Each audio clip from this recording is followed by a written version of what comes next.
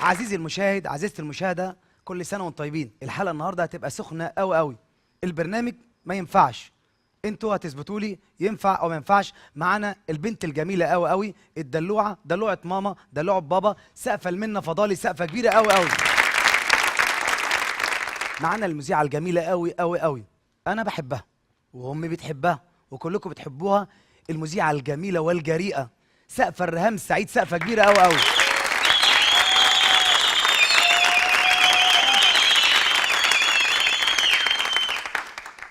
كل سنه وانت طيبه. انت طيب. ريهام كل سنه وانت طيبه. انت طيب. موضوع البرنامج بتاعنا ما ينفعش ريهام سعيد تبقى مع منى فضالي. ليه؟ عايزكم تثبتوا لي. ليه ما ينفعش؟ ليه؟ ما انا عايز تثبتوا لي بقى في الحلقه النهارده ليه؟ ينفع وما ينفعش، ده موضوعنا النهارده.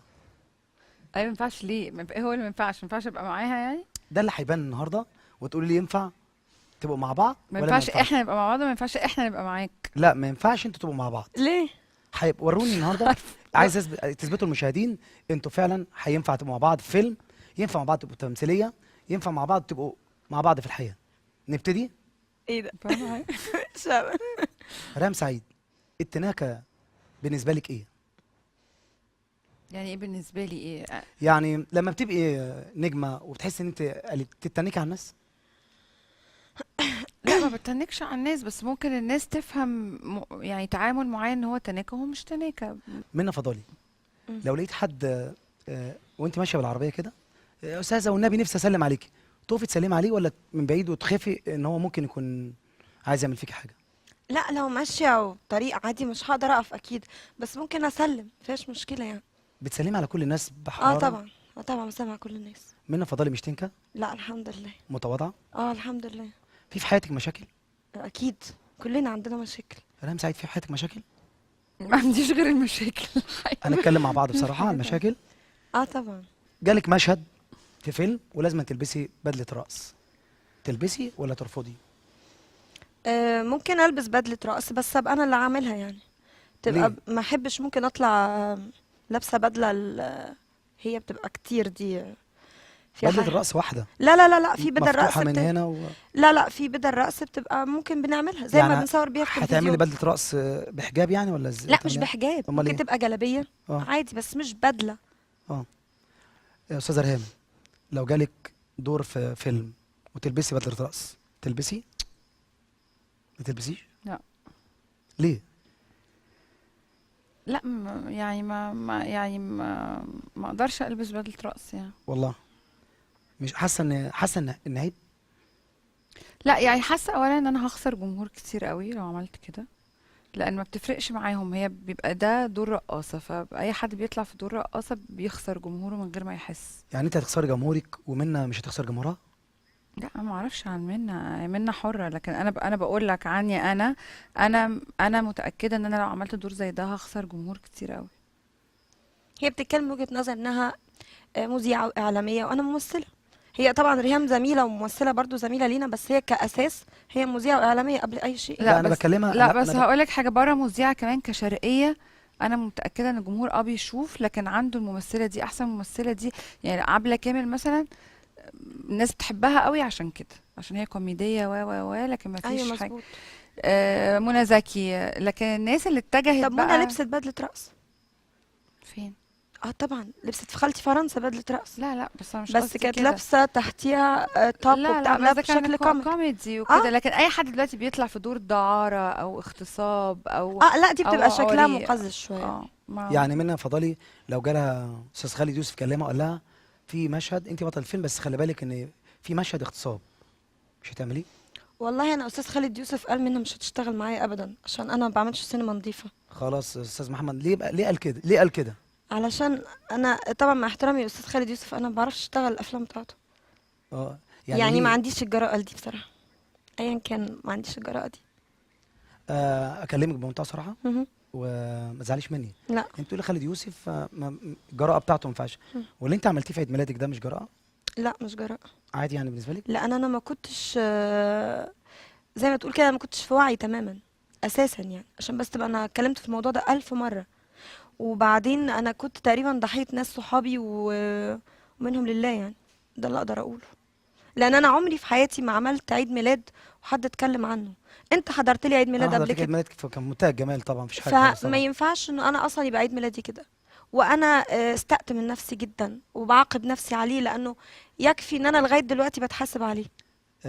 معترفه ان انت غلطتي؟ اه طبعا انا غلطانه جدا. لو قلت لك تعتذر لجمهورك تعتذري؟ اه طبعا انا اعتذر بكل اللي عندي، اقول لهم انا اسفه ان انتوا شفتوني بالطريقه دي، انا اسفه ووعد مني بده ما يتكررش ابدا. انت شايفه ان في ناس من زمايلك او من الوسط الفني بينافسوا عليكي؟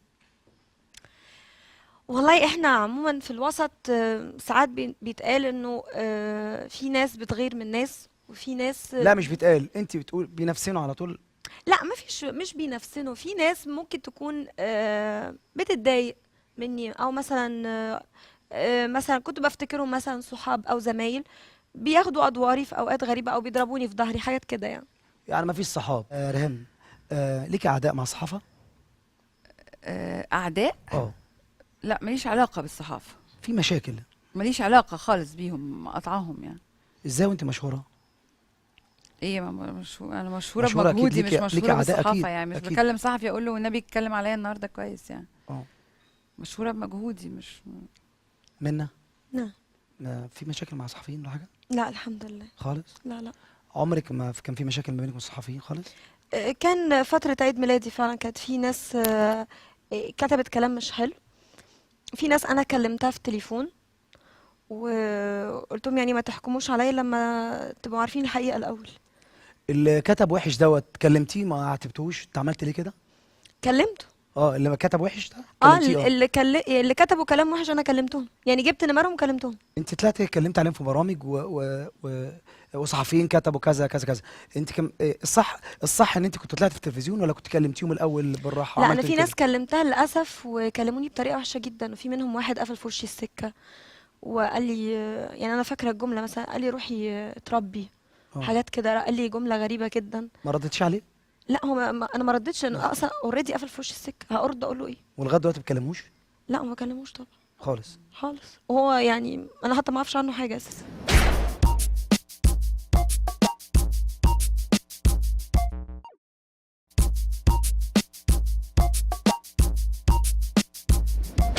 انا قلت هفجر مفاجاه، وهي دي المفاجاه. انا قلت ما ينفعش. ريهام سعيد كلمناها وقلنا لها نجيب لك مين ضيفه، طلبت حد معين، وفي الاخر قلنا لها معاكي منى فضالي. فانا بقول لك قدامها ومش بوقع. ليه قلت لي بلاش منى فضالي واحنا جبناها انت لك؟ كده مش بتوقع؟ لا لا، انا بكلمك صراحه. انا وفوجئ- بكلمك بصراحه كده مش اه بتوقع. لا انا بقول الصراحه، انا بحاول ان انا ابقى مذيع شاطر.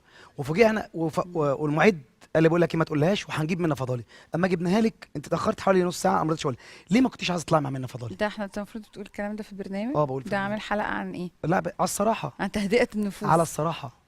مش وقلت في اول حلقه ما ينفعش. لا مش محترمه عشان السؤال ده الحقيقه. يعني انا قلت ان احنا ما فيش حاجه كومن بينا نتكلم فيها. بالعكس. لا ما فيش حاجه بيني وبينها نتكلم فيها. نتكلم في ايه يعني؟ بالعكس انت جد. لا يعني هي ستايل وانا ستايل، هي في حته وانا في حته. دي احلى حاجه ان هي ستايل وانت ستايل تاني عشان يبين للجمهور. ايوه نتقابل في حلقه واحده يعني. لو سمحت ما نقول إيه؟ تهربيش من السؤال. ايه اللي انا خلاكي ما بهربش والله، بقول لك ايه هو اللي ده اللي انا خلاكي بقوله. مش عايزه تطلعي مع منى فضالي؟ مش عايزه اطلع اقول ايه يعني، اطلع اعمل ايه؟ منى فضالي، احمد صبحي كلمك قال لك في بطوله فيلم ورهام سعيد معاكي، رهام سعيد تعليكي ولا بناقص منى في الفيلم خالص؟ لا مش فاهمه. احمد صبحي كلمك قال له يا منى عامله ايه، في بطوله فيلم مش عايز اقول لك معاكي رهام سعيد، هتقولي له اه يا ريت والنبي دي تعليني، ولا تقول له بقول لك ايه بلاش رهام سعيد؟ لا انا ما اقدرش اقول كده، بس انا ببص للدور قبل ما اشوف لو معايا في مين. ايدك يعني ايه. لا مش بايدي، انا عمري ما بتدخل ما في. تهربيش من السؤال. لا ده حقيقي، انا عمري ما بتدخل رهام سعيد تعلي منى فضالي ولا لا؟ اه ولا لا؟ ريهام تعلي اي حد، مش انا بس. يعني من لا حقيقي والله، بغض النظر يعني ام سوري طبعا. انا بصي انا هقول لك صراحه، انا اتضايقت طبعا انت كنتش عايزه تطلعي معايا، بس انا بغض النظر انت مش عايزه تطلعي معايا، انا بحبك كمذيعه. ويمكن كممثله لا؟ لا انا اول ما عرفتها مذيعه. تمام. ممثله بتعجبك في التمثيل؟ لا ريهام ممثله كويسه جدا بجد. عشان كده هتعليكي رهام سعيد. منى بتقول لك انت تعليها. منى فضالي تعلي رهام سعيد في فيلم؟ لا بص بصراحه مش عايزين نلوع. لا بص هقول لك بصراحه One والله way. انت كل حاجه عايز تاكلني One ليه؟ way. طب بصراحه طب بالراحه. تعليكي او ما تعليكيش. لا يعني هي رد دبلوماسي، لكن انا شايفه ان كل فنان بيعلى بادائه بجد، ما فيش حد بيعلي حد. يعني كل واحد ليه جمهوره. يعني منا ناس بتحبها عشان هي منا، مش عشان مثلت مع رانيا يوسف ولا مثلت مع ليلى علوي ولا مثلت. لا يعني انا ريهام سعيد تعلى بريهام سعيد. سؤال تاني يعني بصيغه تانية، احمد صبحي كلمك يا ريهام انت بطله الفيلم، اجيب لك منى فضالي ولا منى شلبي؟ لا انا ما بختارش زملائي، لكن لا الفيلم بتاعك وما تهربيش. منى فضالي احسن لك، هتريحك معاك فيلم مش هتغير منك، ولا اجيب لك منى شلبي؟ هتختاري منى مين؟ شلبي هتجيب ايرادات للفيلم اكتر. يبقى هتختاري مين؟ مش حاجه شخصيه ليا. تختاري مين برضه؟ وهيسالني انا ليه هو المنتج. انا ست المنتج وعايزك في فيلم وبسالك صراحه، اجيب لك منى فضالي يا حبيبتي اي حد ولا اجيب لك هيقول ان اكيد منى شلبي اكيد نجمه اكتر. يعني منى مني شلبي. ومنها ومن ناس كتير. منى شلبي. منى شلبي دلوقتي سوبر ستار. ماشي. انتوا الاثنين كان عندكم قضايا ان في ناس انت برضو نفس المشكله الشبكه بتاعتك، وانت نفس الموضوع الشبكه بتاعتك في قواضي.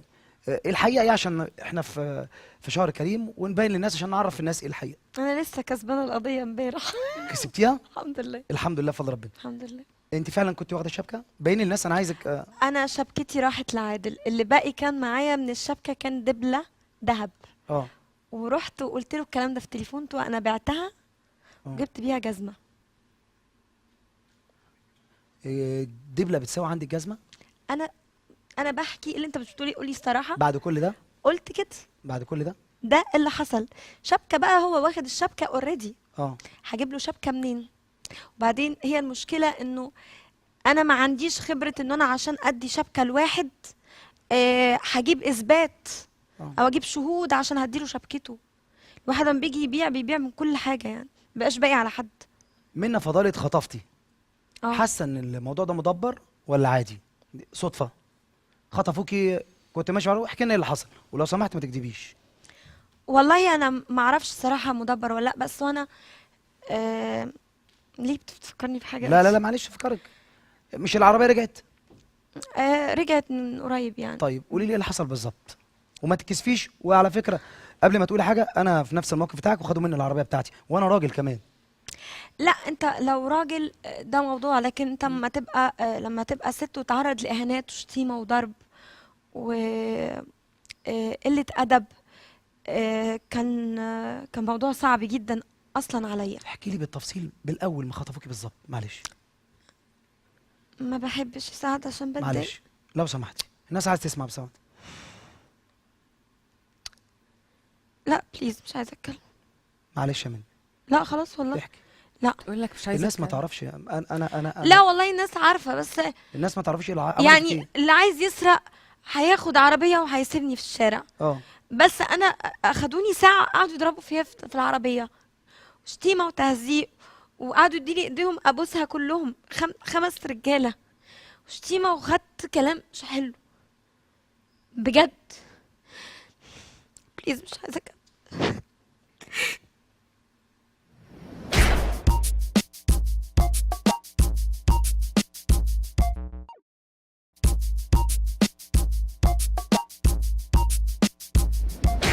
منى فضالي كتب على الفيسبوك ان انا معجب بيكي وعايز اتجوزك. سمعتي الاشاعه دي؟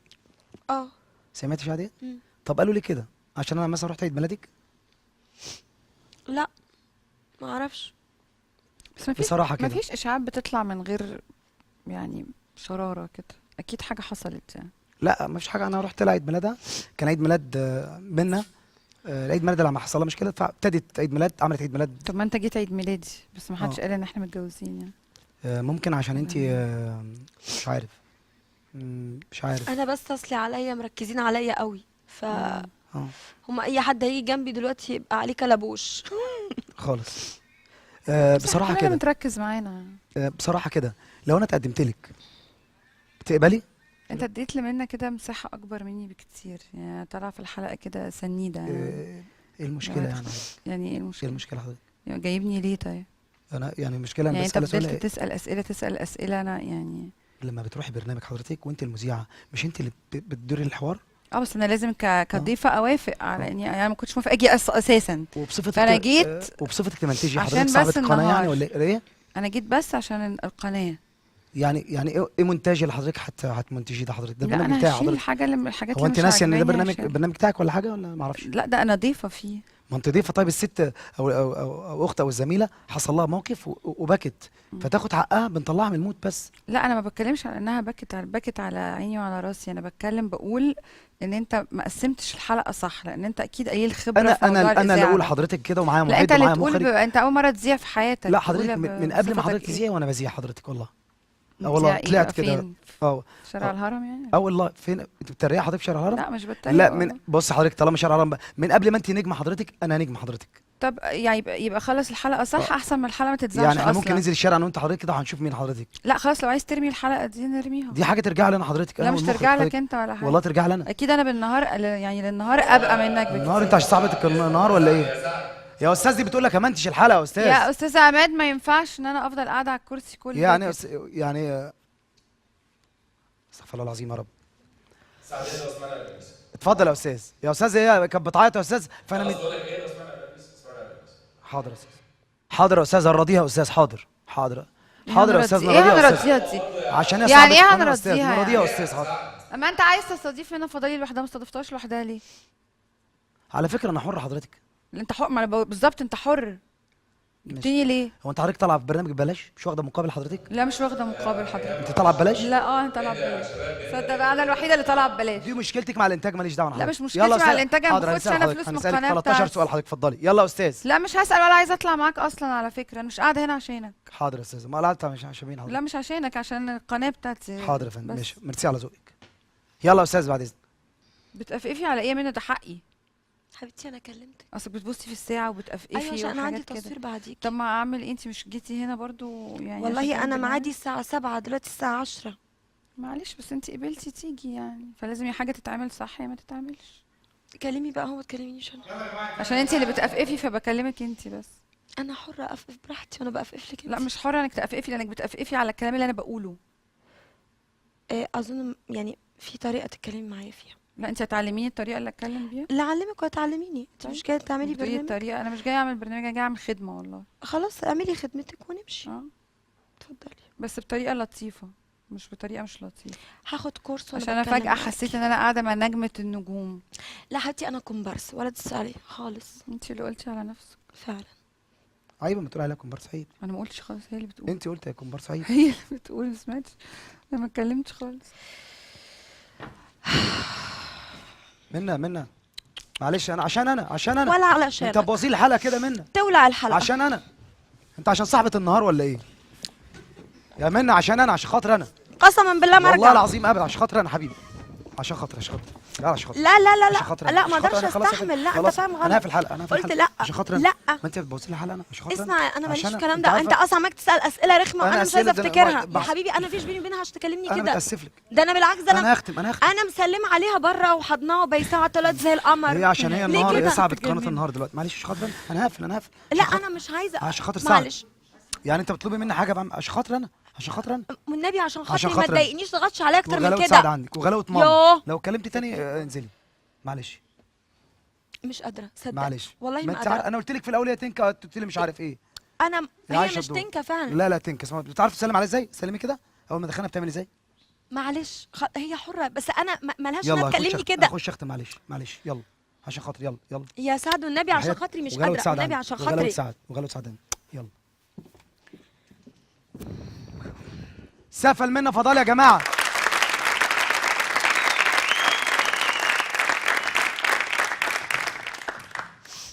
سقف الاحلى منا فضاله. سقفوا له.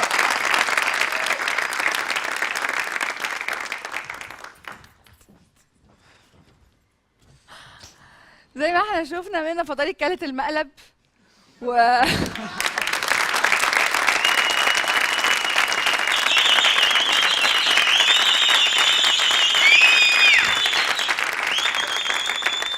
وما تعرفش ان انا مذيعة البرنامج وبالرغم من انها قابلتني كتير قوي في حياتها وتعرف ان انا بعملها كويس جدا، برغم اني سلمت عليها بره كويس جدا وكلمتها كويس جدا، برغم انها تعرف ان دي مش شخصيتي خالص ولا تيجي جنب اي حاجه، صدقت لمجرد اني كلمتها وحش او استفزتها. وهو ده اللي بيحصل دلوقتي، ان احنا دايما لما بيخلق خلاف بنختلف لازم نخلق خلاف. فاحنا قلنا ان الخلاف ممكن يعدي من غير صوت عالي ومن غير نرفزه.